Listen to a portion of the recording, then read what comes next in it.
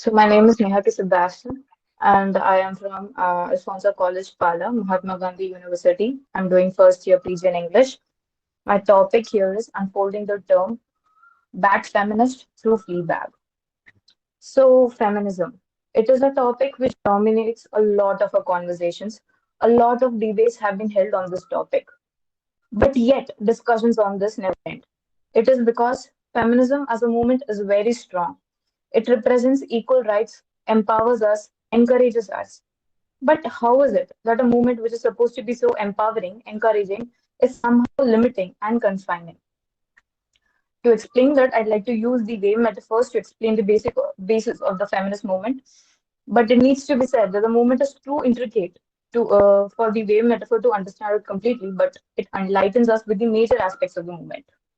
So, though in 1792, Mary Wollstonecraft published the Revolutionary Vindication of the Rights of Women, the first wave began in the 19th century, as it marked the beginning of the first genuine political movement in Western world with the approval of the 19th Amendment in 1920, which granted women the right to vote.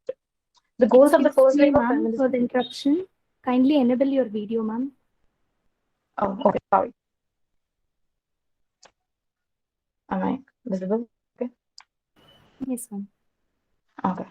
So the goals of feminism was simple and the foundation to the upcoming waves by establishing that society needs to recognize women as humans and not property.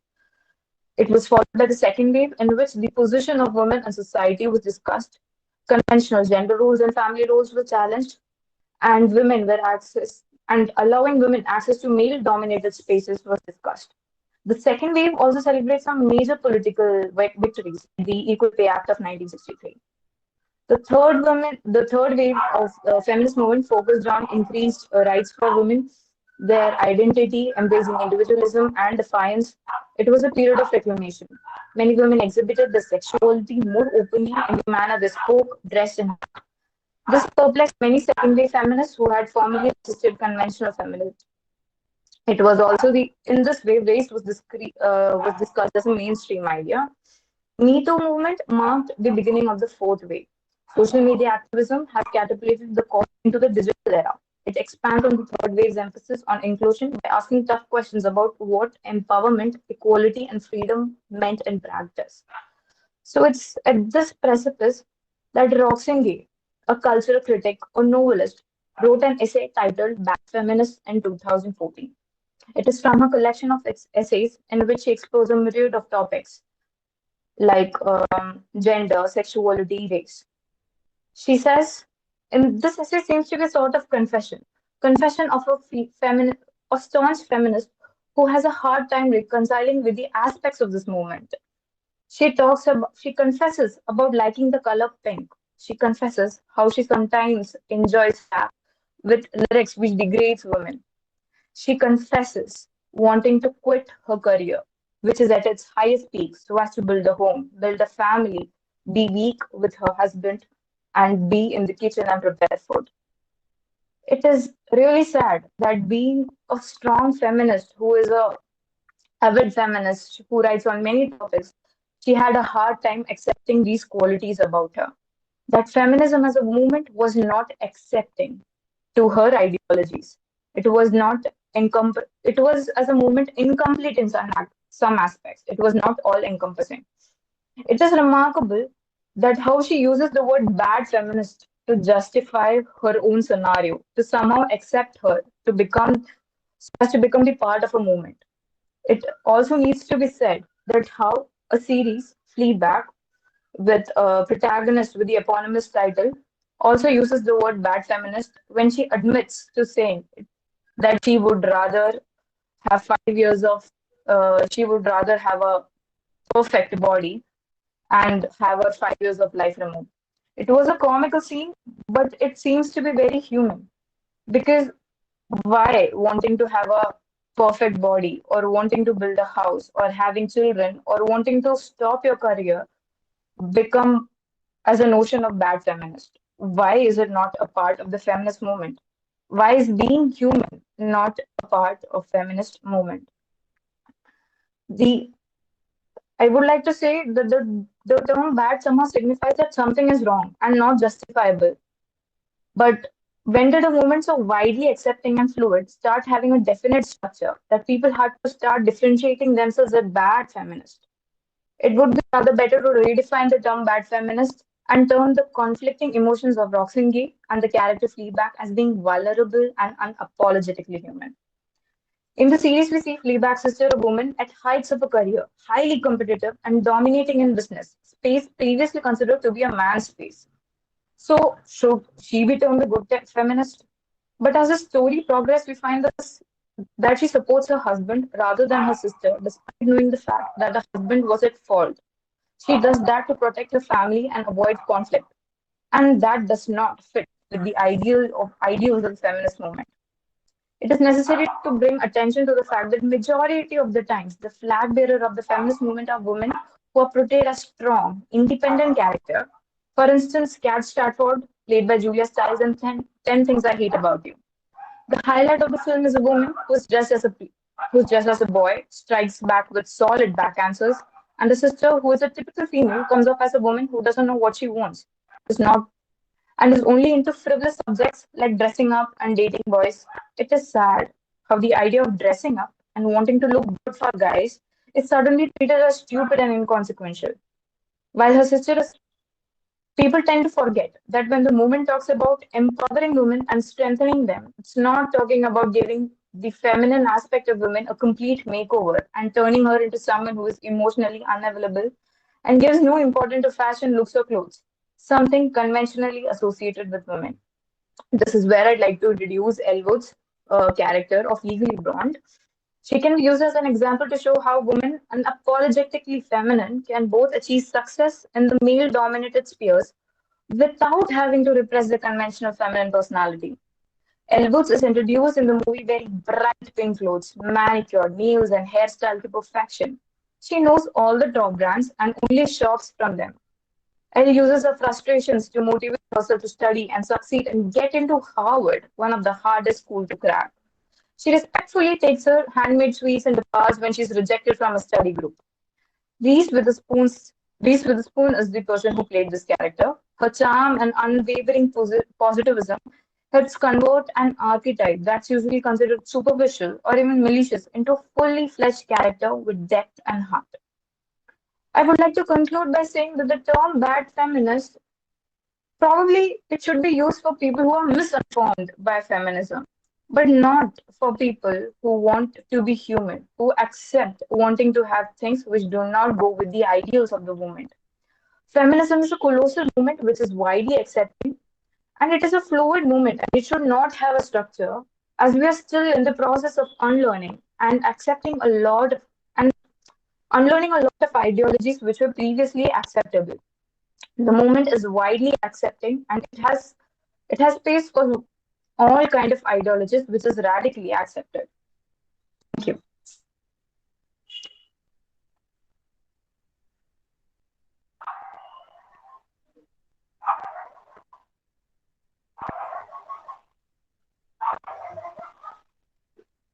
Ma'am, you're inaudible. Yeah, now I'm audible. Yes, ma'am, you are. Okay. Neha, that was a good paper. May we have the next presenter?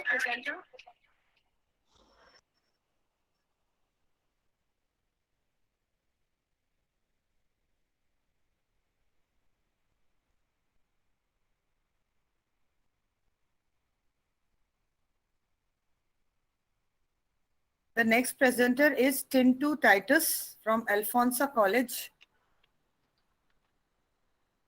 I'm afraid probably this participant is not there. The next one is Nithumol TT. Ma'am, I'm Tinto Titus. I'm here. Good evening, ma'am. May I share a PPT with you? So the next one is Krishna Saju. Ma'am, am I audible? Ma'am, am I audible? Yes, you are audible now. Okay, I'm May Tinto I know Titus the from title of Alfonso. your paper, please? The title of my paper is Dead Literature, Breaking the Shackles. Okay, perfect, perfect. Please, Ma'am, please carry okay, on. Yes, okay. May I share a PPT with you? surely. Okay.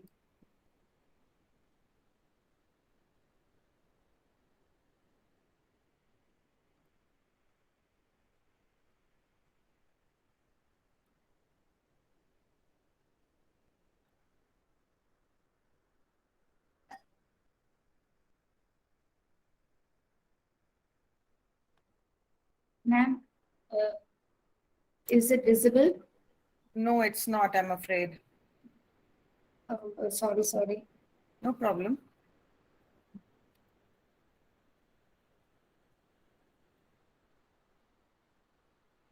Okay, now, No, it still isn't. Probably there's a technical problem. ma'am, may I present next time because I was not able to present it now. The PPT. Well, I don't know whether you will be allowed to present the paper again. Do you want it in the next slot? Okay, next, ma'am, Can then you please without help me have PPT. some technical help? Yes, I wish to share a screen. Just a moment, please. M. Artika, Yes, ma'am. are you there? Yes, please. Yes, Can ma'am. we have some technical help for Miss Alfonsa? Yes, ma'am. Please guide her to share her screen. Probably she's not allowed to share her screen or whatsoever.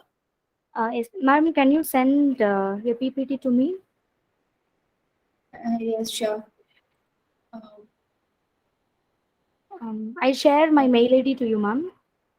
Okay, thank you. Yes. Kindly check this.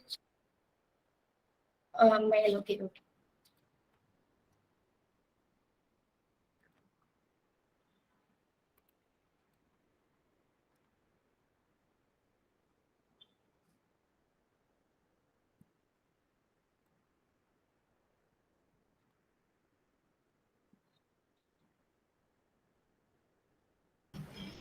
Ma'am, you can send. Okay. 1 minute, ma'am.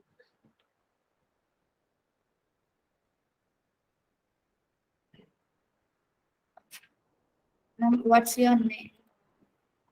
Ma'am, without the PPT, may I present then? Yes, I think you should Yes. better be doing Yes, that because as it is, there are Okay. not many participants and we are wasting a lot of time. Please go ahead with the presentation. Okay, sorry, ma'am, for the delay and the No problems, no interpretation. problems. Please start with your presentation. Okay, may I start? Good evening to all, respected dignitaries and my dear friends. Let me begin my presentation by quoting the famous lines of Rousseau. Man is born free, and everywhere he's in chains. In the era when issues relating to human rights have been under critical focus, literary depictions of the experiences of marginalized groups have acquired great significance.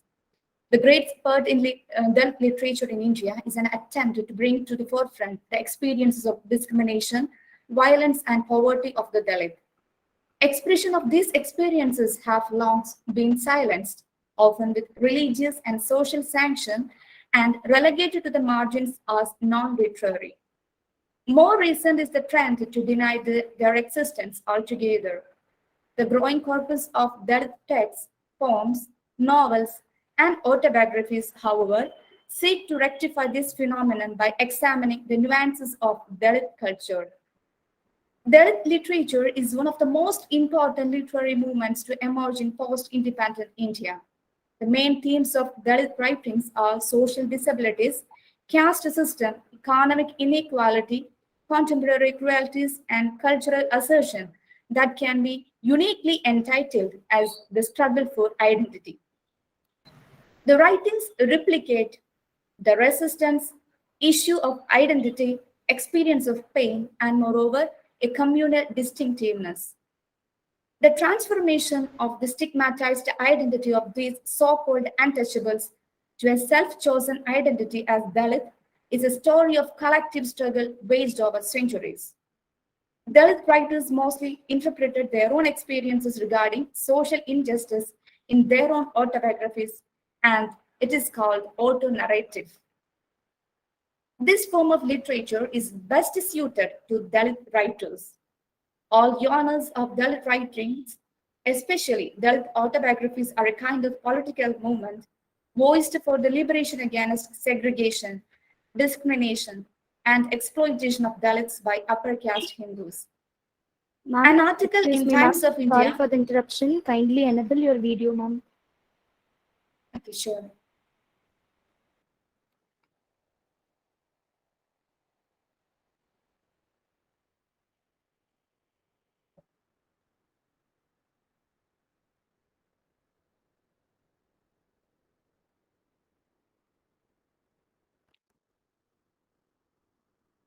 Now, may I continue?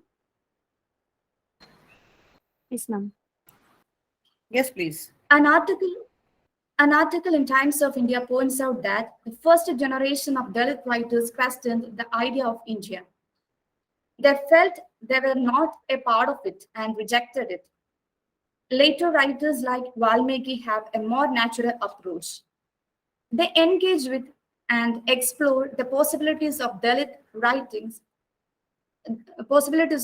being a part of India. They see hope in Ambedkar's goal of annihilation of caste. The contemporary Dalit autobiography is an all-inclusive exercise. Autobiography thus became a fitting vehicle for this expression. Now, may I move on to my own topic specifically, breaking the shackles of class oppression. Autobiography is not only the story that demonstrates the saga of individual, but it also depicts sorrows, sufferings, subjugation, and social economic conditions in a society. It is enjoyed as a literary genre all over the world, and its literary significance is, is recognized by all. Similarly, Bhama's autobiography mentions certain important issues like caste discrimination, women's subjugation, and the influence of upliftment programs on Dalit women to get them educated both socially and culturally.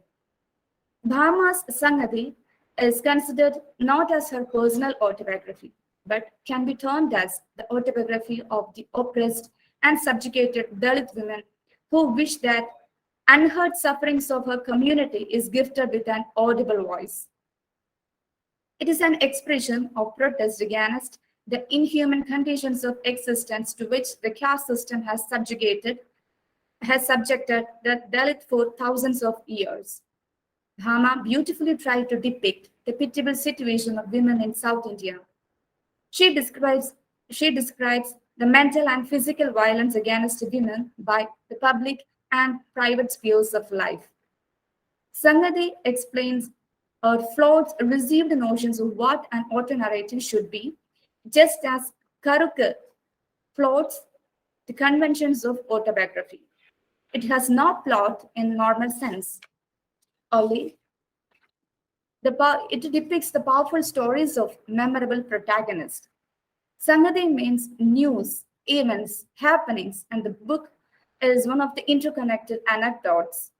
These individual stories, anecdotes, memories of personal experience are narrated in the first person, then counterpointed by the generalizing comments of the grandmother and mother figures, and later still by the author narrator's reflections. It is remarkable that, writing in the first half of the last decade, Bhama was already formulating a Dalit feminism which redefined women from the socio-political perspective of Dalit and examining caste and gender oppression together. Women were subjected to triple marginalization as a woman, as a Dalit, and as a Dalit woman. On one hand, Sangati teases out the way patriarchy works in the case of Dalit women. There is, in the first place, the question of economic inequality. Women are presented in Sangati as wage earners, as men who are working as agricultural and building site laborers, but earning less than men do. They are also commonly vulnerable to sexual harassment and abuse in the world of work within the community. The power rests with men. Caste codes and churches are male-led, and rules for sexual behavior are very different for men and women. the case which we read in the book Sanadi, when we come across the character Mariamma, who was uh, subjected to the seduction or the abuse of an upper caste man, depicts the margin drawn between classes of the society. Many taboos existed in their community, such as women were always segregated and considered loud to men. When a woman was pregnant, she was not allowed to eat before her husband's arrival. She was severely beaten by her husband for doing so. When a girl when a girl reaches her puberty, she was made to sit in a hut outside the house. Bahama makes a comparison between upper caste women and lower caste women.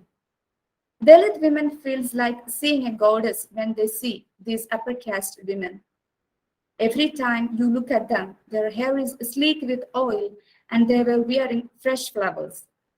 They do not go out of their houses for work. They are supposed to remain at home and look after their family. Bahama confesses that she feels that lower caste women experience more freedom of movement as compared to upper class women. But the other thrust of the book is the way it teases out a positive cultural identity as Dalit and women, which can resist upper caste and upper caste norms. So, set against the stories of hardship, these are others.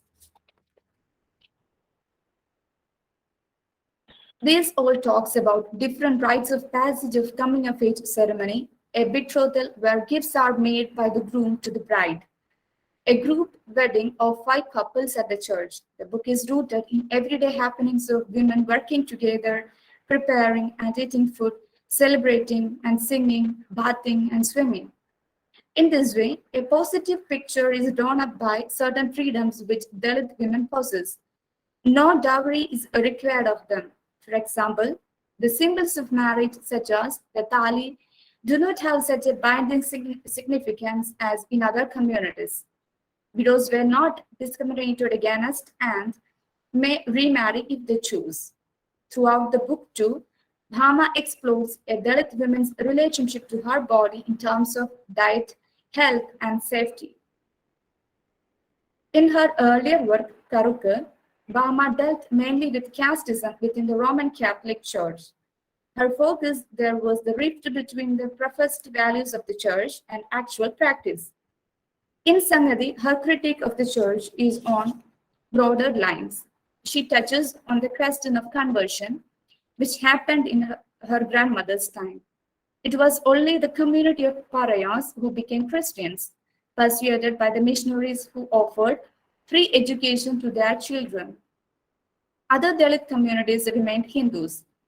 Bahama's critique in Sangadi is of patriarchy as well as casteism within the church. Church rules such as the one against divorce, militate against women, and keep them under control. And parish priests are not sympathetic towards women's individual choice of life partners. They are given the meanest jobs in the church with the promise of a reward in heaven. The underlying question here debated on one occasion between the narrator and the book and her mother is whether the community should have converted at all. Sangadi deals with several generations of women. The older women belonging to the narrator's grandmother, Valyama Kiravi's generation, downward to the narrator's own and the generation coming after her as she grows up. The conversations between the generations point to changing perspectives and aspirations as well as to the gains and losses over the years. The more educated tend to move away, seeking different lives with growing industries. Child labor is recruited from the village. Samadi examines the differences between women, their different needs, and the different ways in which they are subjected to oppression and their coping strategies. In the end, it is Bama's admiration for the women of her community, from the little girl Maikani who supports her mother and her family by working in a matchbox factory, to the older women Samuga Kilavi who finds ways of ridiculing the upper caste landlord that shines through the book. And the ideals Bhama admires and uploads in Dalit women are not the traditional Tamil feminine ideals like shyness or modesty. Instead, she encourages courage, fearlessness, independence, and self esteem. Children are groomed from their very childhood to be a man and a woman. Even when we played mothers and fathers, we always had to serve the mud rice to the boys first. They used to pull us by hair and hit us. You can't leave a boy child cry, but you can leave a girl to scream on her own. These are the lines quoted from Sanadi. And when they played husbands and wives, they were the ones in authority who always take the roles of policemen and shop owners.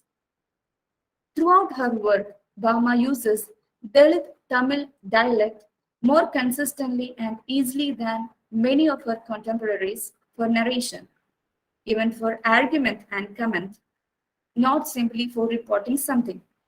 Besides, overturning received notions of decorum and propriety, she bridges spoken and written styles consistently, but she breaks the rules of written grammar and spelling throughout her work, elides words and joins them differently, demanding a new and different pattern of reading in Tamil. She has said that the style in which Karuka came out was completely spontaneous. It was only after it was written that she chose to leave it as it was, without attempting to correct it, realizing that she had found her own voice and style. In Sangadi, though Bhama has made a further linguistic leap in reclaiming the language particular to the women of her community. If Karuki is told in Bhama's own speaking voice, Sangadi in the voices of many women speaking to and addressing one another and their shared incidents of their daily lives. These voices, sometimes raised in anger or in pain, or they lash out each other and against their oppressors, is reported exactly. Such a language is full of expletives, quite often with explicit sexual references. Bhama suggests several reasons for the violence of this language and its sexual nature. Sometimes, sharp-tongued and obscene words are a woman's only way of shaming men and escaping extreme physical violence.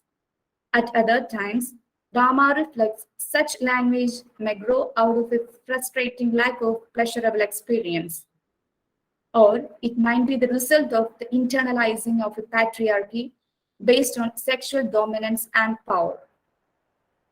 But the other aspect of this language of women is its vigor and its closeness to proverbs, folk songs, and folklore. Valiama Kiravi retelling the stories of Ezaki, who becomes a Pei, a spirit who possesses young women.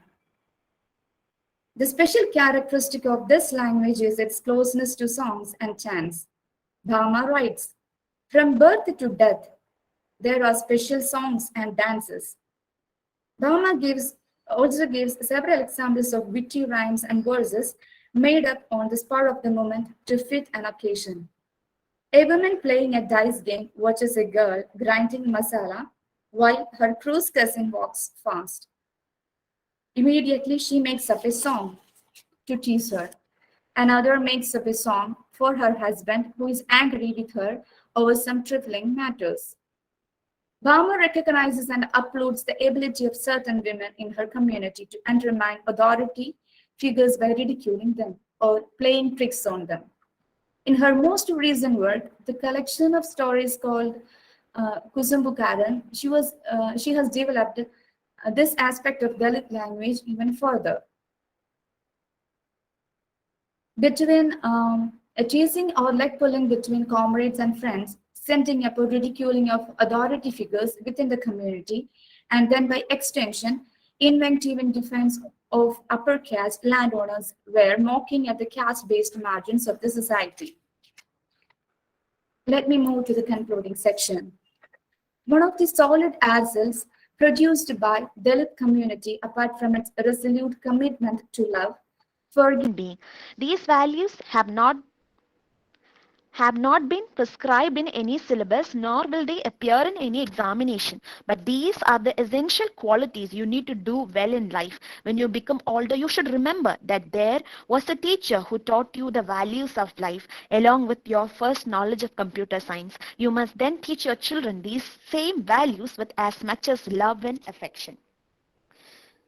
So we know that it is absolutely unnecessary that to be happy, something big or huge should happen in our life. It is those small, we need teeny tiny but significant things or happenings that add hues and things to our life, reinvigorating our lives with happiness and contentment. So these coloring occurrences are actually the contributors to happiness and the factors that keep us going. The true essence of life is when we live a life which is mindful and discover nuances of happiness and contentment, even from the smallest of the small things. Since they are small, we either seldom notice or ignore them. But it is not only those mammoth or gigantic incidents or experiences that are relevant or crucial in one's life, but those little ones that happen in our everyday life. So some pursuits that we do in our life do not render any material gain, or for us, they do not render any material gain for us, but still we love doing them because those are the ways through which we experience happiness, joy, pleasure, and satisfaction. They add colors to our life and make it brighter. So we are not perfect, but it is an inevitable fact that we will improve ourselves during the course of time. Perfection is not a destination. Instead, it is a futile quest, and the only thing real is the journey we travel, where we improve ourselves, thinking that we will end or reach the point where everything is perfect. The journey is more beautiful than the destination. Those pursuits teach us some life lessons that we might not have learned in any other way. The lessons that we acquire from them will certainly have special roles in our life, which we will cherish with Mary. Every incident that happens in our life definitely has a purpose, may be concealed at the moment when it happens, but will be revealed during the course of time. Some incidents serve as bitter memories, but it is those happenings that bring sweet transformations in our life. They happen because it is necessary to experience the bitterness in order to savor the sweetness awaiting us. So thank you, everyone. Thank you. Thank you, Ms. Krishna. That was an excellent paper. Do we have more presenters for this session?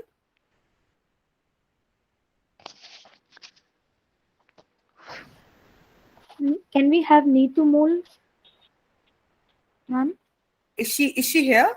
I mean, is she enlisted in the presenters list? Yes, ma'am. Okay. Is she around? I mean, Ma- I don't think she's with us. yes, ma'am. Then another participant, Dr. Shakun Mahajan. Can we have them? Professor, are you there?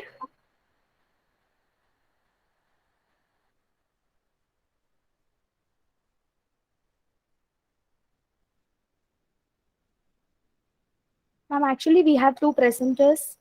Dr. I Shakun know. Mahajan. I have been given the list as well, but I Yes, ma'am. called out their names and I don't think they are with us. So shall we conclude now? Yes, ma'am. Okay. Thank you, Ms. Neha Sebastian, Krishna Saju, and Ms. Teresa Alfonsa. The papers were really great and informative. Though sometimes it went beyond the context, sometimes there were digressions, but then they were helpful in the idea that you needed to present.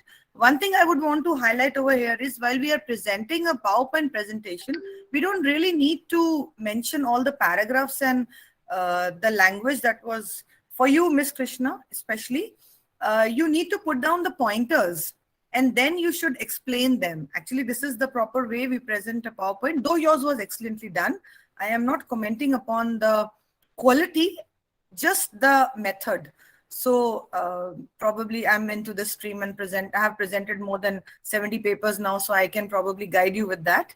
So you can just put pointers on your screen, on your slide, and then you can explain subsequently what you have written in your paper. So that goes well, and that is the way to do it. And otherwise, Okay, the ma'am. papers, yes. And Thank you, ma'am. otherwise, Thank you for your suggestion. yeah, please just because since you are studying at the moment and you might be in college or so, so it's good to learn. So, anyways, the papers were really good. Congratulations to all the presenters. And thank you, Mr. Regin Sylvest, for inviting me on this platform. And Miss Artika, thank you so much for your cooperation. And good luck to you all. God bless you. And a very happy Holi from North India, West India.